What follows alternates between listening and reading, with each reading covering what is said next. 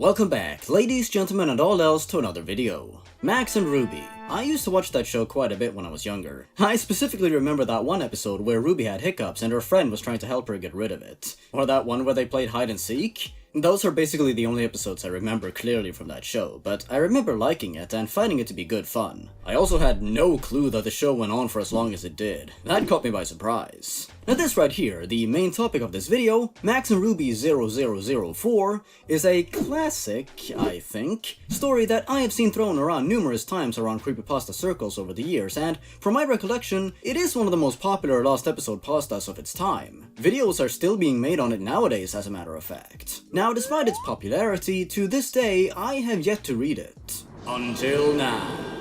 It's not very long and written sort of like a blog post, which isn't unusual for creepypastas of a similar kind. It also includes several images alongside it, which hopefully helps one immerse themselves in the proceedings of the story. Now, the subject matter of the story seems fitting, taking a completely innocent children's show and turning it on its head with disturbing and cursed content. It is certainly not an original idea for a creepypasta, but hey, as long as the story is able to take these concepts and do something new or interesting with them, that shouldn't be a problem. I think the images attached to this story was what helped it spread so much back in the day, but that is just a hunch before we get into the story proper. These pictures are, when you get down to it, actually pretty simple. It's just Max and Ruby with dark, soul-piercing eyes appearing in morbid situations. It's usual creepypasta business. However, this simplicity is what I believe drew people to take interest in the story itself. Why are these innocent, kind characters from this show I used to watch growing up presented in this way? What caused them to appear in such a way? I gotta find this out now. I gotta read the story behind it. Let's not waste any time.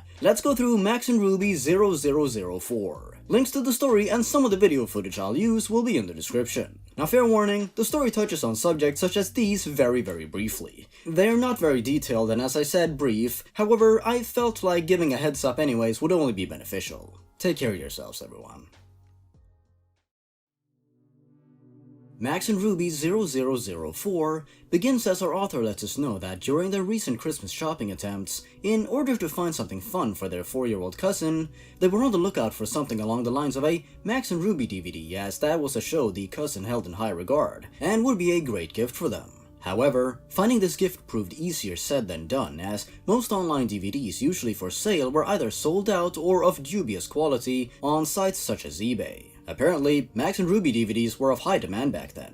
Inexplicably, however, one day while looking for DVDs on various sites, a mysterious, poorly wrapped package arrived in the author's letterbox. Inside was a strange Max and Ruby DVD with a homemade cover of the 2 rabbits crudely drawn on the front. This is classic creepypasta material right here.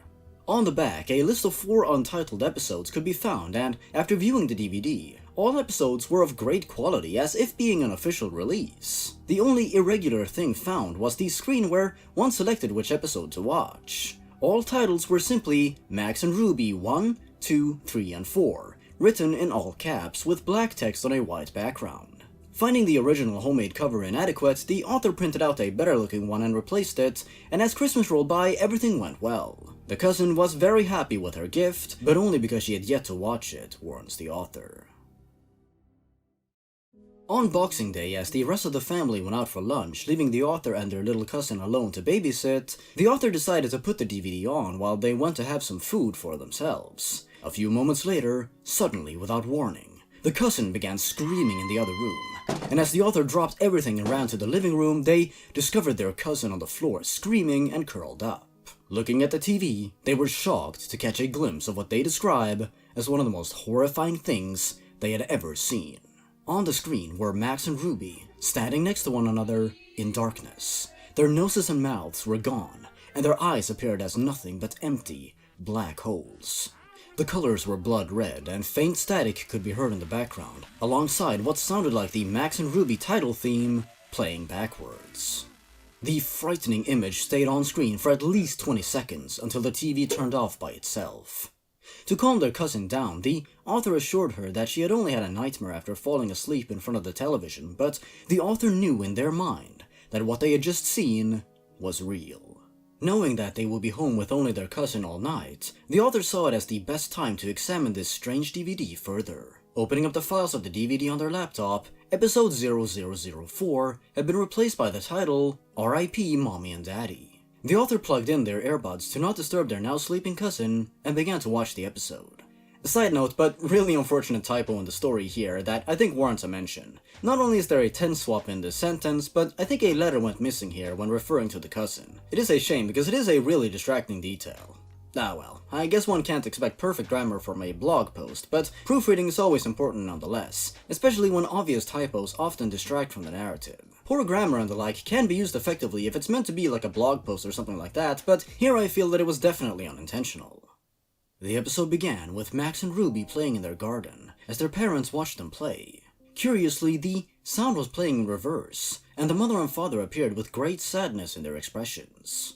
"It's such a shame," their father said, as the scene abruptly cut to the sound of static and a loud scream, before sounds of two people choking sounding very real could be heard, causing the author to almost feel sick. Afterwards, the scene turned to Max and Ruby, appearing with empty faces in front of a gravestone labeled R.I.P. Mommy and Daddy. This image remained for about a minute and a half, with faint static being heard in the background, before cutting to black. Max and Ruby appeared again, sobbing in Ruby's room. Predictably, the crying sounded so realistic that it sounded as if a real person was mourning. Max then sat in his room, before standing on a chair with a noose hanging from the ceiling. With the noose placed around his neck, the screen faded to black with even louder static, as Ruby then walked in on her brother, horrified at what she saw. As the shot lingered on her face, the sound of a chair being kicked and the same choking as heard earlier played. For 5 minutes, the shot stayed on Ruby with her dark, empty eyes as she cried. Static was once again heard, growing louder until it was all that could be heard, until the scene cut to black again. Once the screen returned, Ruby was now on her own next to two gravestones, the one from before and another labeled R.I.P. Brother. The episode seemed to finally be over, as, and I quote the story, "an old computer noise started playing." I'm unsure what that means. Before it ended though, the same image that had appeared on the TV appeared once more, with text above Max and Ruby stating, "Death is our only release." The episode then came to a close with no credits as the DVD then popped out of the author's laptop on its own. In utter shock, the author obviously, in true Lost Episode Creepypasta fashion, broke the DVD in several pieces before shoving these pieces down the drain. Luckily for us though, they did keep a few screenshots of the episode, which is how they appeared alongside the story. The next few days went by as normal, with the author plagued by only a few nightmares about the DVD. But this was all that occurred, until one late night, when the author found themselves home alone again. Once more, someone, or something, posted something through their door without explanation. After having not thought about the DVD for a while, everything came flooding back to the author as they stared at the letter in front of them. For on this folded up letter were 5 words. "Death is our only release." And that is how Max and Ruby 0004 abruptly ends. My theory is that whatever posted the 2 letters to the main character was some sort of demonic force that was able to corrupt media or something of that sort, and sensed that the author was susceptible to Max and Ruby horror edits. I mean, we are dealing with campfire story logic here, so I suppose it's no big deal. So, first of all, one has to take into account when this story was written. The earliest records that I personally could find of the story came from 2013, so quite a while ago. It may even be older. I believe the story was first on the Creepypasta wiki, though obviously it has been deleted since then. I personally found the story on Gyoshia's Lost Episode wiki, which is where I read it and where you can find it today. However, after listening to a few readings of the story on YouTube and checking some other sites, it seems the version that I read was missing a few sections that used to be in the story or were changed later. There seem to be a few different versions of the story floating around online. Maybe either the author or whoever reposted the story on Gyoshia's wiki edited it, or vice versa. Or maybe the story has been changed numerous times by numerous people, as it has been thrown around in different circles over the years. I suppose that's how it goes when horror stories are passed around by lots of different people like campfire stories. They can change over time. Either way, it seems the story was written either in 2013 or sometime before that. I was unfortunately unable to discover its original source. Sometimes it can be difficult to find the true origins of these stories. Despite its age and the time in which it came out, I think this story is rather flawed. It falls into a lot of the same traps a lot of other creepypastas do, as the story was clearly inspired by what came before, and the author wanted to make their own scary story with a new coat of paint in the form of Max and Ruby. That's how a lot of lost episode creepypastas come to be, you know. You take a random cartoon from your childhood and make it creepy. There's a whole lot of static, a whole lot of red, and a whole lot of music playing backwards alongside realistic crying and death. These are concepts that you have most likely seen numerous times in other creepypastas. Unless this is your very first creepypasta, imagine that. That might actually be the case for a lot of people, actually. As the story is written in a forum or a blog post type of deal, one could excuse the numerous grammatical errors and typos, as the story was clearly written to be viewed that way and not as some grand high art or something. Though to me, unfortunately, these errors proved rather distracting and took away quite a bit from the story it was trying to tell, and I wish more effort would have been put into the writing to make sure everything appeared correct. I'm not expecting some mind-blowing complexity or anything of that sort, but I think another skim through the writing would have only helped the story be better. Despite that, Max and Ruby 0004 is a very popular lost episode story that people are still making videos about to this day, and in my opinion, that isn't very surprising. Some people in YouTube comments are even unsure if the episode is real. The visual components other YouTubers and even the story itself have provided for it have no doubt helped it over the years, and I think this is what makes the story a lot more interesting and memorable for people. I think if the story would have been provided without images, then it would have been forgotten about pretty quickly. Younger viewers are most likely terrified of these images and videos, as it must be shocking to see their favorite cartoon rabbits appear so devilish. For older viewers, these videos might just appear silly and rather funny, but I know for a fact that if I would have been younger and stumbled upon videos like these out of the blue, with their loud noises and spooky imagery, I would have had nightmares. If you have an overactive imagination, then that's pretty much all you need. I mean, come on. I used to have nightmares about Jeff the Killer, as embarrassing as that is to admit. You can check the videos out for yourself. I will leave a link to them down in the description. However, be warned, they include several screamers and really loud noises, so please make sure you turn your volume all the way down before proceeding.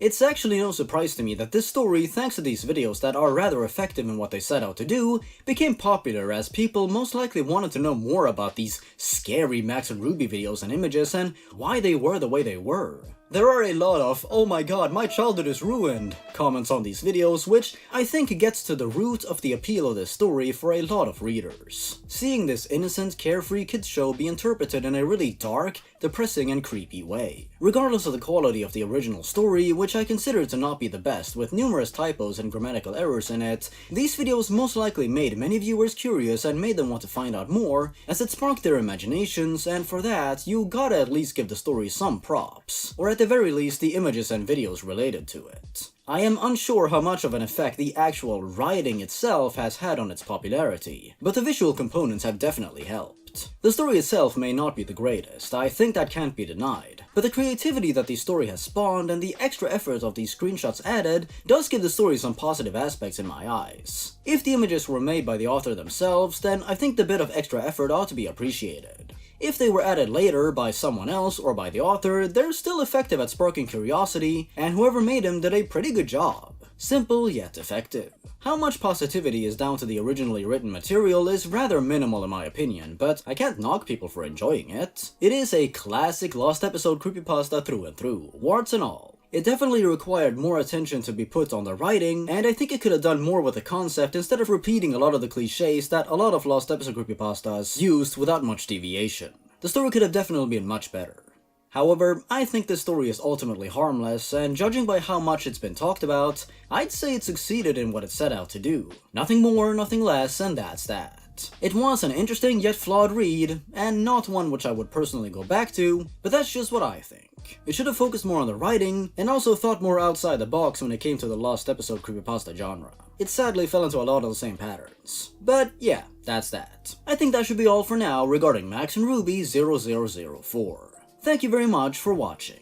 If you enjoyed this video, make sure you leave a like and comment your thoughts down below. Check out my social medias if you would like, or my Patreon page to support the channel directly. Thanks again and have a great day. Stay awesome everyone. Goodbye.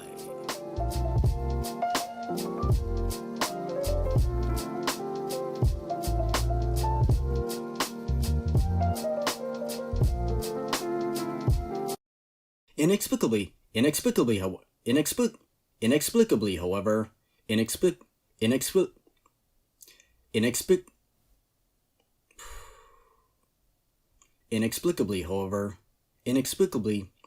inexplicably, Inexplicably, however,